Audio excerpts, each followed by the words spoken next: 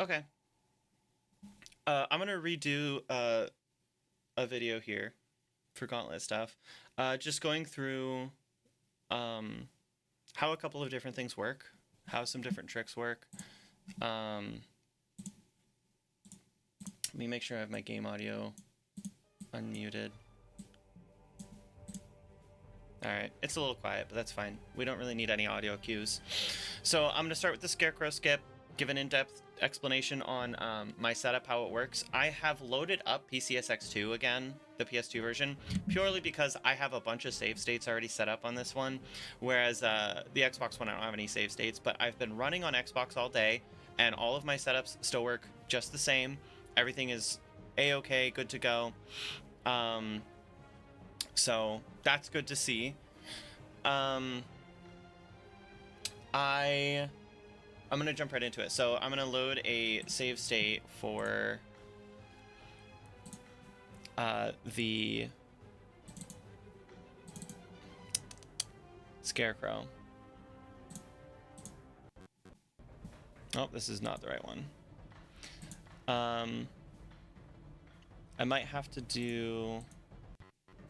Yeah, I have some save states that are already inside the arena, so I'm just gonna have to run there real quick. These are practice save states that I've created, that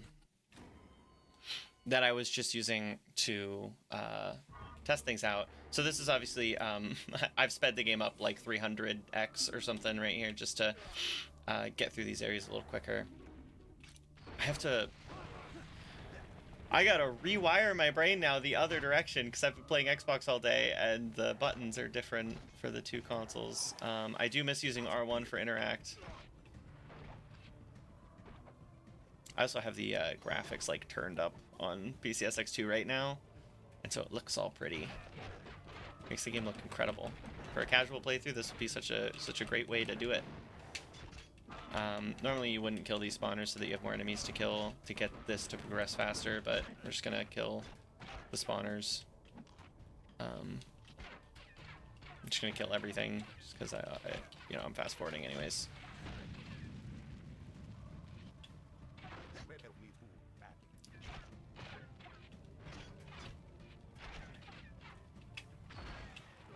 Jeez. Okay, cool. So I'm going to pause my game. I'm going to check my save state hotkeys really quick just to make sure they are what they normally are.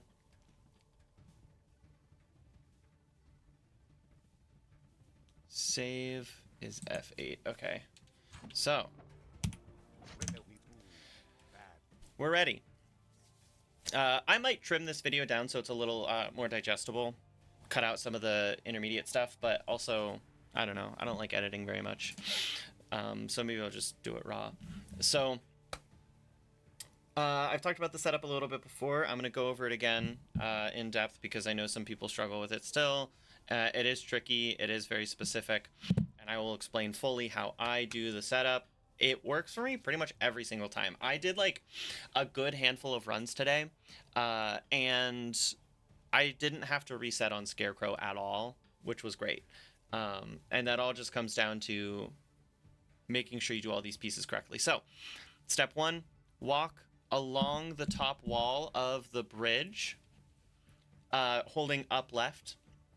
So when I say to do that, if we look at like a wall over here, this wall here, you're gonna walk like this. Like I'm walking into the wall, but to the left. That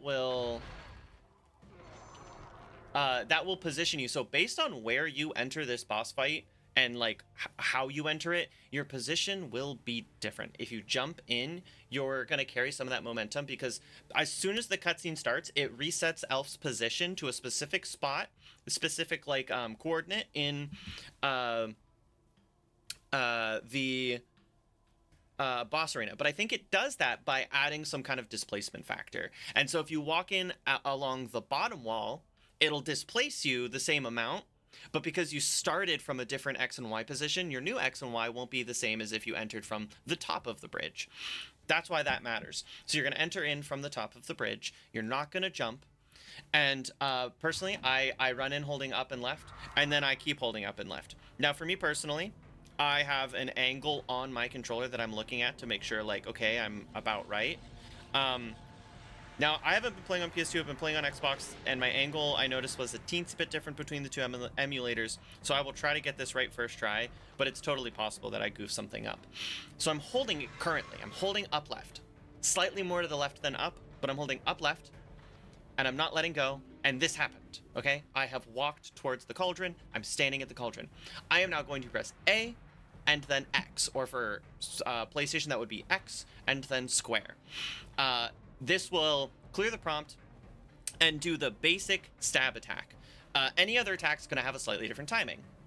The timing matters a lot here.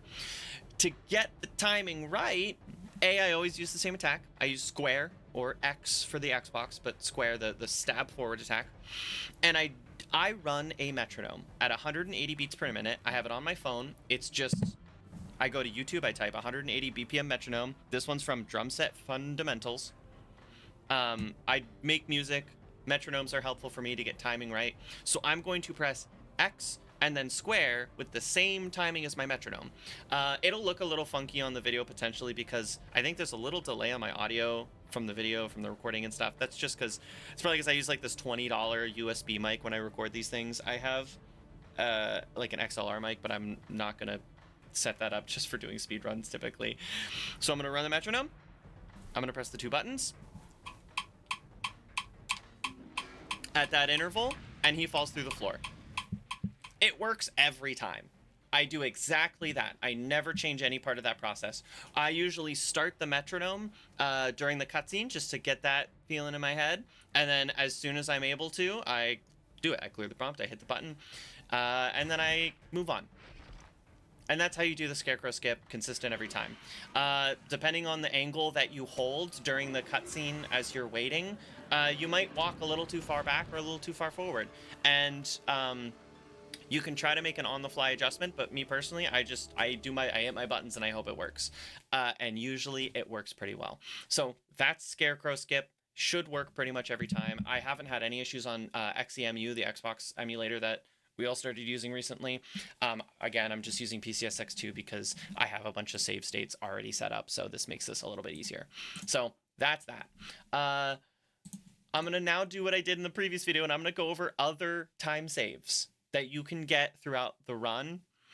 Last time, my video got, like, corrupted or something, but I was recording on my shitty laptop, which I don't normally do heavy-duty stuff like recording and, you know, editing on video on. So I'm at my desktop. Hopefully I don't have any issues. So we're going to quit out, and I'm going to talk a little bit about my splits. So let me open Live Split. Oops. Let me open Live Split up. I forgot that I don't have, like, a shortcut for it, so I just have to find it on my computer. We're going to open up Live Split. All right, and do I have this showing? I do. It's a little big, but whatever, because it's set up for the Xbox stuff. These are my splits.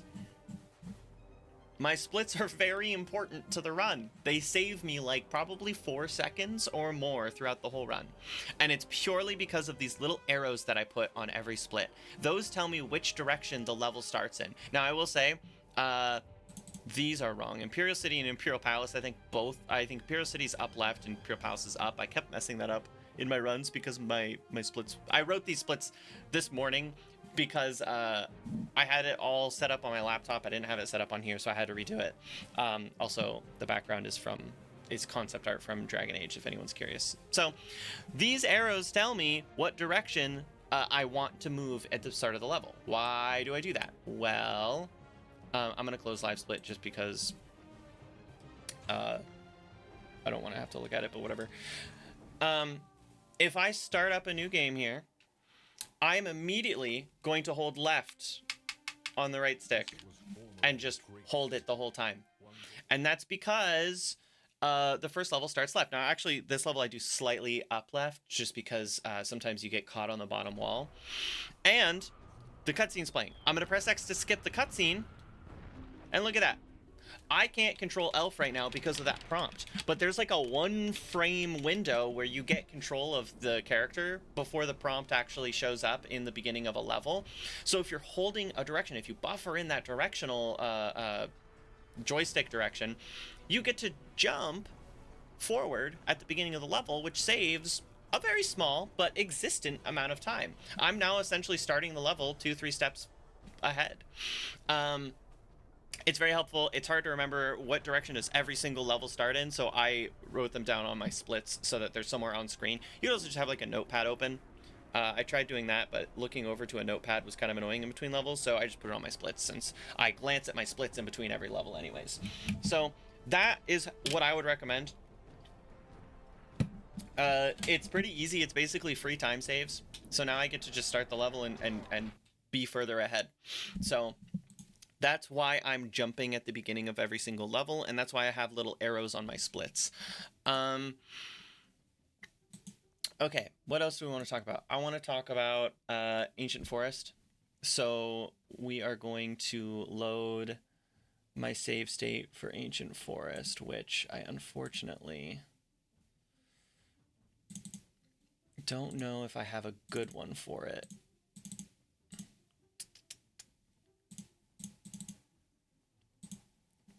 Okay, I know that I have a bunch of save states here that I'm just gonna have to parse through. That's Golem. So it's gotta be the 5th one.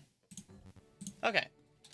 Once again, we're gonna speed up. Well, actually, we have some things to talk about. First off, I like to kill this generator, this summoner, the spawner, whatever. Small note, but I don't know, I think it saves a little time because the scorpions are such a problem.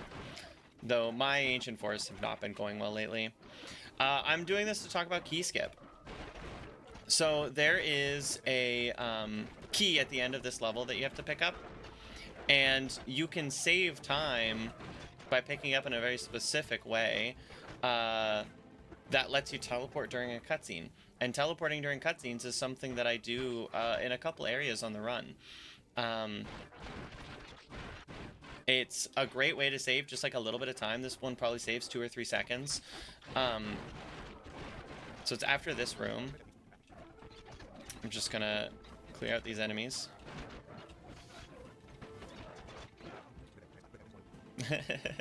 Normally I wouldn't die there, but you know. This save state also has, I think, all the weapon upgrades so far, so my weapon does a little bit more damage than usual. But it's hard to even tell what's going on at, you know, 5x speed or whatever. Okay. So, whoops. You open this. Usually you have like no mana at this point. That's okay. And we have the scorpion room. So there's 2 scorpion spawners, and there's a chest in the middle at the end of this pathway that has a key in it. To the left of the chest is where the teleporter is, and you will need to pick up the key. A cutscene will trigger. You will then need to walk over to a teleporter and teleport to the other side of the log, which brings you back to the start of the level, and then you continue.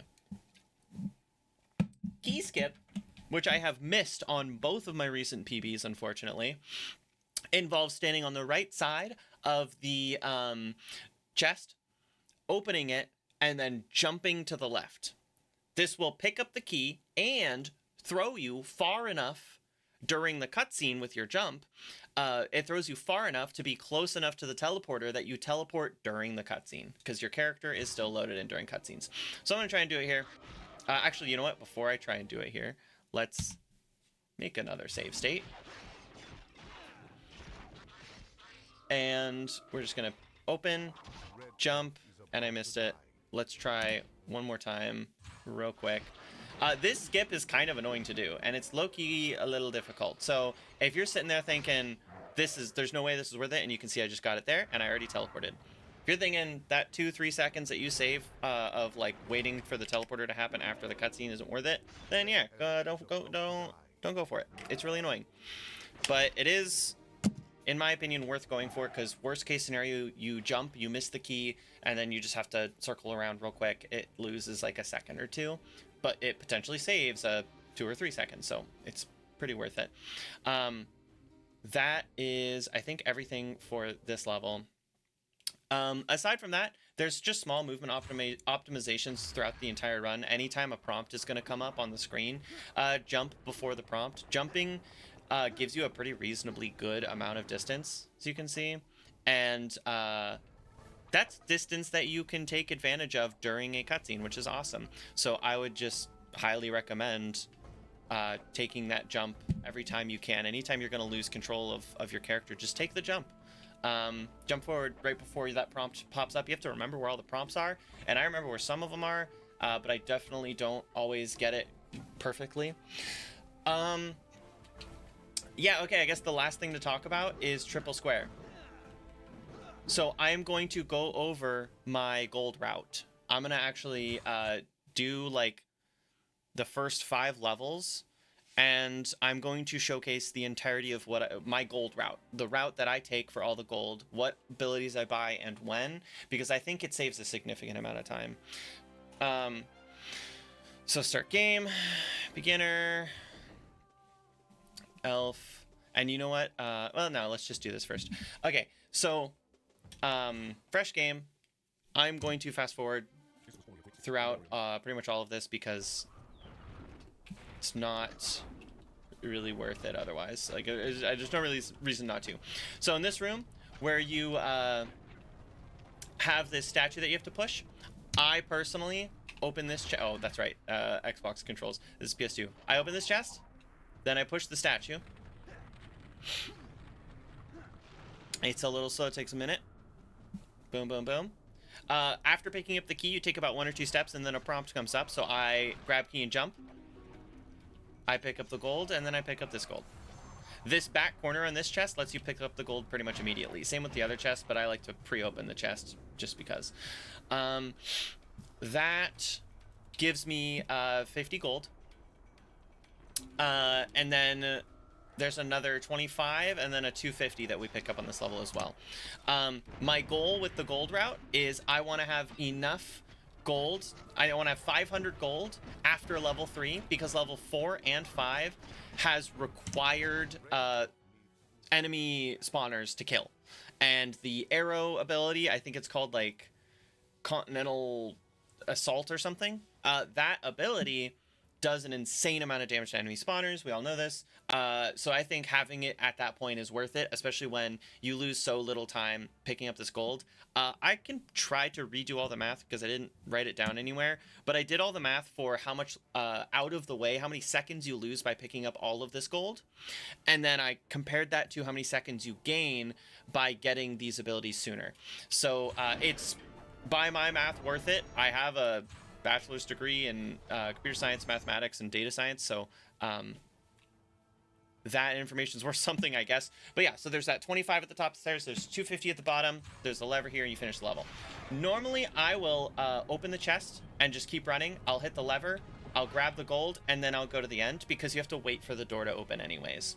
So now we have 325 gold. We need another, 175 in order to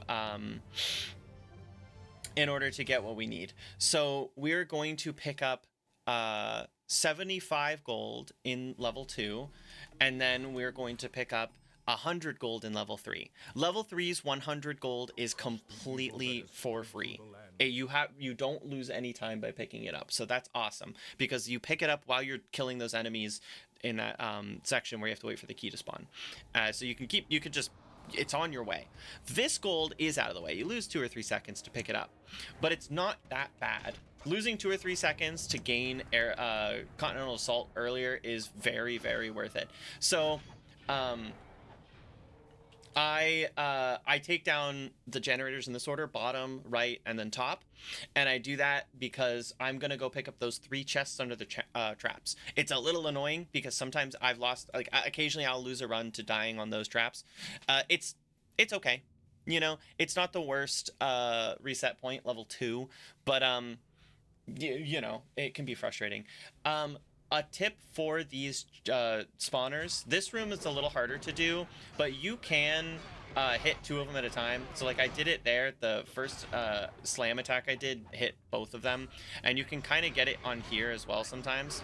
Normally I just destroy these ones with square, and then in the next room I try to multi-hit, but I'm gonna wait just so that, oh, I'm gonna die anyway, so it doesn't matter. So you can pick these up here, and it's 75 gold. It's a big chunk of gold all in a row, And it's very important to pick up because there's very little gold to pick up on level 3. You need the 500 gold before levels 4 and 5 because there's a decent amount of enemy spawners that you have to destroy, and it saves so much time. I believe it's like a, with good like placement, good enemy placement, good like character placement and everything, it's like a 4 or 5 second, it's like a 4.5 second time save per enemy spawner to kill it with the Continental Assault over the double square move. And so, double square is what I call this move, just because I'm playing on PlayStation right now. So a tip for picking up these chests: if you do your jump attack, you can jump over these barriers. So I can jump right over here to grab the next one, etc., etc. Just gonna slam these guys down, get through here. So now we're going into this room. Now in this room, I'm going to do everything I can to hit as many generators with the slam abilities possible. If you can get it, is my mouse visible? Yes. If you can get the slam to hit the one in the corner and to go in between these two, it will hit all 3. And that's incredibly fast, but it's tricky to do. I try for it because you're probably going to... I leveled up before this room, but usually I level up during this room or later on in the run, and you don't need your mana for this level like at all, so you might as well try to hit multiple ones. So I hit 2 there, I hit 2 of the generators there, I hit 2 again. So now these ones are slightly weaker and I can just destroy them a little bit faster. I'm getting knocked around, but that's okay. So now we destroy these generators.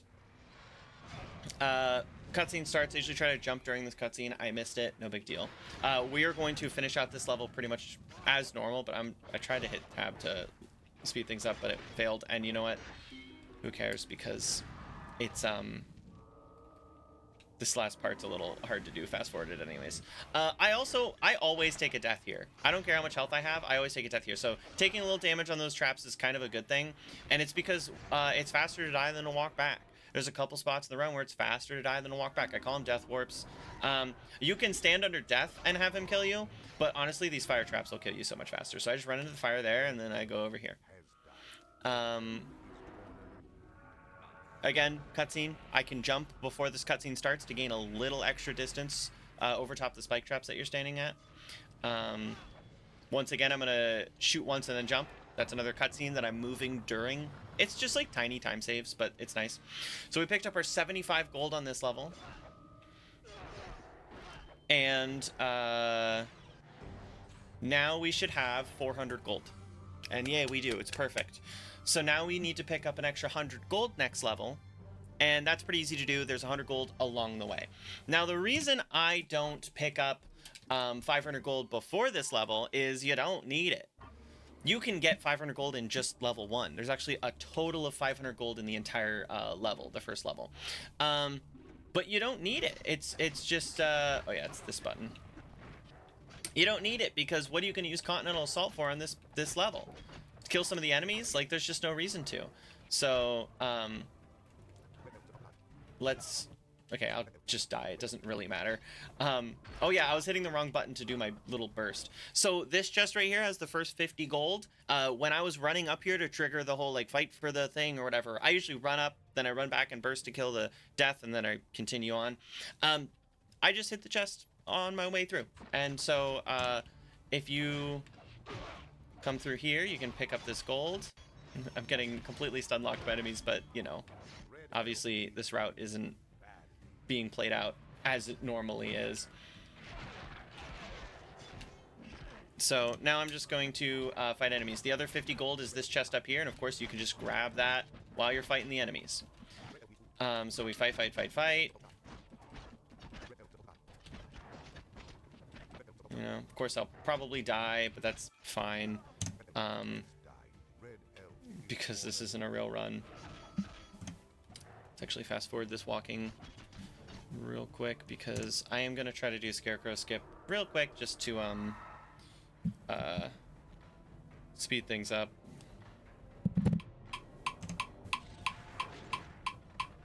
Rawr. Okay.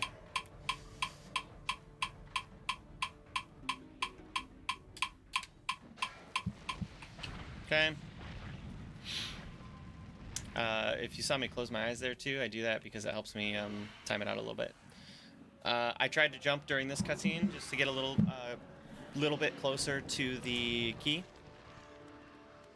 which I like to do. And so now we can pick up the key. Level 3 is done. So, whoops. Okay, I'm fast forwarding through these parts, and I don't even know if I'm saving any IRL time because I keep messing things up, but I'm sure I am. It's 5 times faster. I think it's 5 times faster, maybe 3. So now I have 500 gold. So right here, left, A, moving on. Bicontinental Assault. It's so good for these next few levels. The other ability we now want to save up for is Lunge. So how do we get the gold for Lunge? Well, I want it in the next 2 levels. Why? All of the required to kill enemy spawners on these next 2 levels, I have enough mana to destroy. I don't need triple X yet, or triple square. Triple X on Xbox, triple square on PlayStation. Lunge. It's called Lunge. I'll call it Lunge. I now know that. That's kind of why I looked at it, because I wasn't sure. So, why do I want Lunge for the 6th level? Well, there's a lot of enemy spawners, and you're not going to have enough mana to destroy them all. Now, how much time does Lunge save? Again, I will redo the math, but it's almost a full second per enemy spawner saved with Lunge in comparison to using just double square. If you kill a whole generator with just double square, you will save about a second by doing the same thing with Lunge unlocked. So, and it might be a little less, might be like 0.8 or something. What I had done is I had recorded footage of me doing different ways of killing enemy spawners, and I put the footage side by side to test them out. So now you'll see that, like, this level's just going to go a little bit faster because I can just, like, rip through these spawners, and I don't have to sit here smashing with double square. Pre-lunge square move.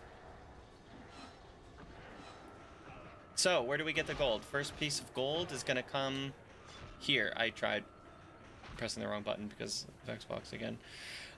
It's this chest back here. You pull the lever, you go grab the chest during the cutscene, no big deal. Sometimes if you hear the audio cue for the gold, you can just jump backwards while, like, right before the cutscene starts. Depends how, quick you are with the movement. We're gonna run up through here, and there's 2 houses. There's this one here, and then there's a bridge, and then there's another house. So 1, 2. House number 2 has gold. So we're gonna grab that. That's now 64 gold that we've picked up. We can fast forward. We're going to run up through the rest of this level. And now, lo and behold, we have to destroy generators. And guess what? I have just the thing. It feels great. Now, there's 2 chests here. Well, there's 3 chests here. 2 of them have gold. The one on the far left, I think, is food. You don't need it. This is gold, and this is gold. And again, if you go bottom right, left, top, as your order for these spawners, which most people seem to do, then that gold's for free. It's on your way. You're already walking over there anyways. You save, like, or you lose, like, a fraction of a second waiting for the chest hitbox to despawn, but that's no big deal. So now we have 128 gold. So I only need a little bit more. A little bit more gold. We need 200 total. And in the next level, we're going to pick up a minimum of 100. We literally kind of have to pick up at least 100 gold. So, no harm, no foul in the next level. We're not really losing any time. Let's start this level out. We run, and uh-oh, we have 3 chests in our way. How do we get through? We have to open one. And what does the bottom and top chest have? 50 gold. Fantastic. There's free gold. Now, at the end of the level, the same thing is going to happen. 3 chests in your way. Those chests have 50 gold. Hey, can I get through this? Those chests have 50 gold in them. So there you go. Another 50 gold. You get another 100 gold. That's all you need. Now, I know some other gold routes in order to get Continental Assault, because they didn't get some of those other chests, they opened these ones. And I think these chests are fine too. If you want to work them into your route, that's fine. I don't like to, because I like having Continental Assault for the previous level. And since I already have Continental Assault, I don't need to open these chests, because I just don't need the gold from them. So I'm going to get... I don't usually open that chest either. Sorry, that was just me getting button happy. I'm going to pull the lever Let me die. Why not? And then here we go. Running, running, running. And technically we shouldn't have that one chest of 50 gold that I did open. That was just a silly, like, brain malfunction from me. But we have this spot, which again, Continental Assault gets us through faster. And then we can open this chest, boom, 50 gold.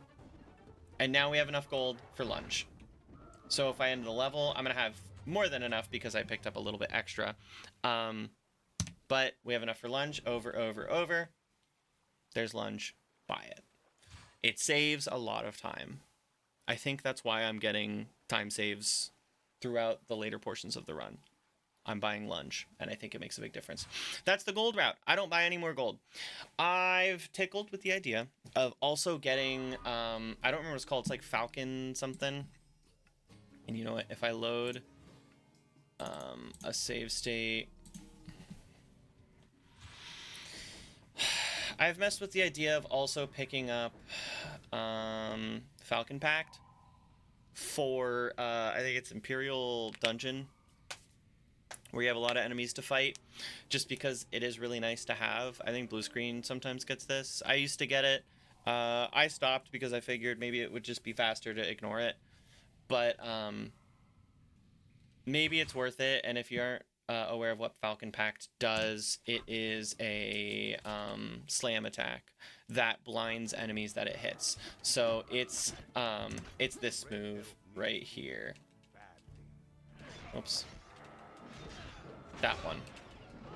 And so for levels where you can like knock enemies into holes, like in Imperial Dungeon, I think the level before this, it's kind of nice. It also just clears enemies and blinds them. But I don't know if it's worth it for the gold route. I did also remember one more way that you can save time. So if anyone made it this far, I guess this is a little bit of bonus content. If you didn't, maybe I'll put this into an earlier portion of the video. I should have paid attention to which one I just loaded, because I just loaded one too far, I think. So let's load L14. Yeah, it's L13 is what I need.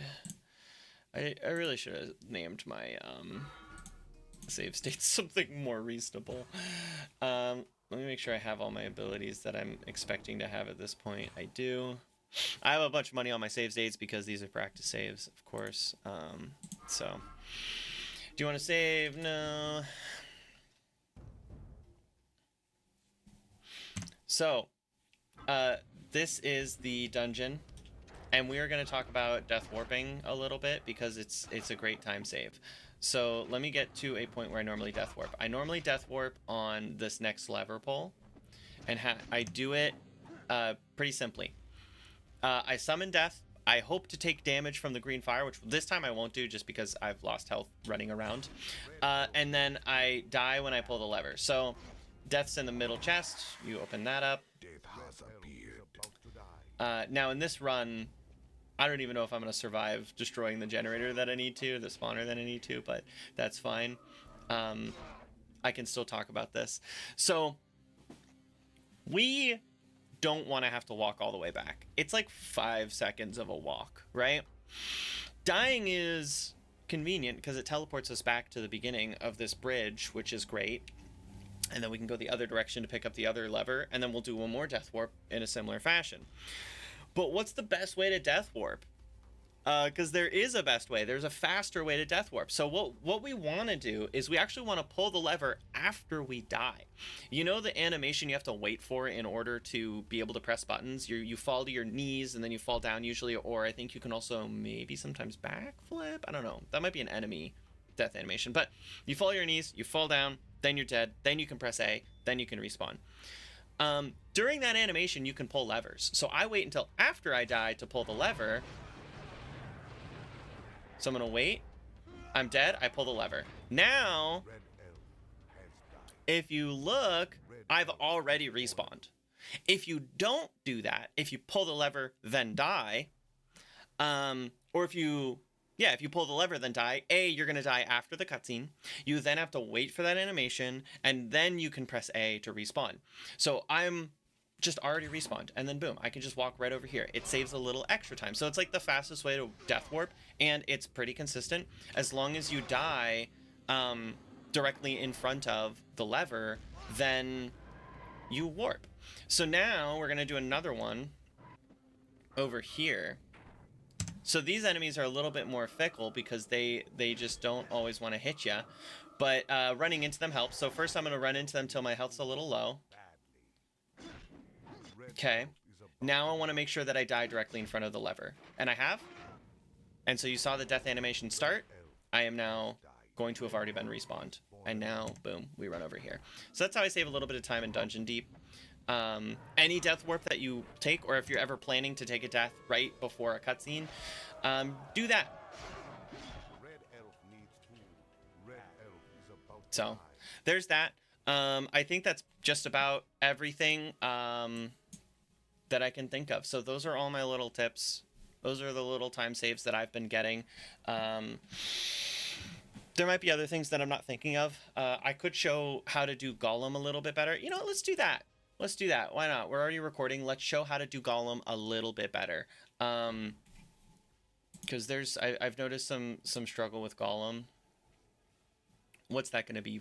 5, 6, 7? So that's going to be one of my regular save states, unfortunately. And those are kind of annoying to go through. So it's 6.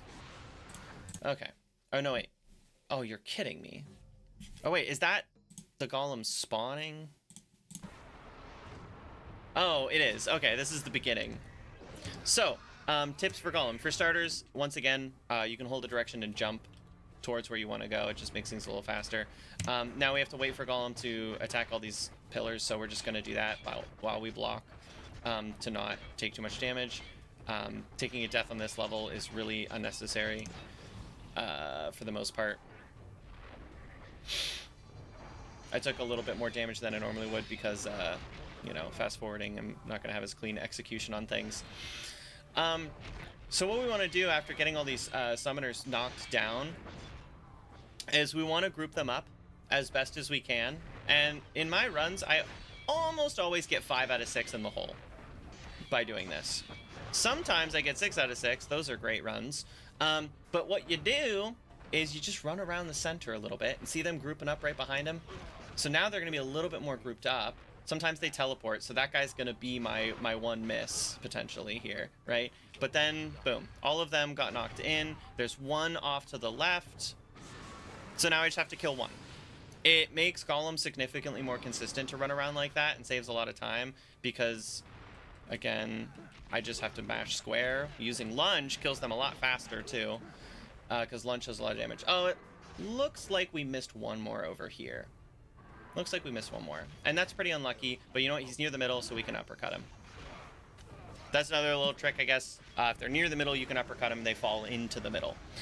And that's it. There's Golem. That's worse than both of my previous runs that I've done today. So, like, and even that was pretty nice, pretty clean, pretty quick. So, Golem isn't too bad if you group them up properly by running around the rocks a little bit. It helps quite a bit. So, that's it. Those are my little tips. If there's anything else that I missed, obviously feel free to reach out. This ended up being a little bit longer than I planned, but that's okay. It's like a 40-minute video, but there it is.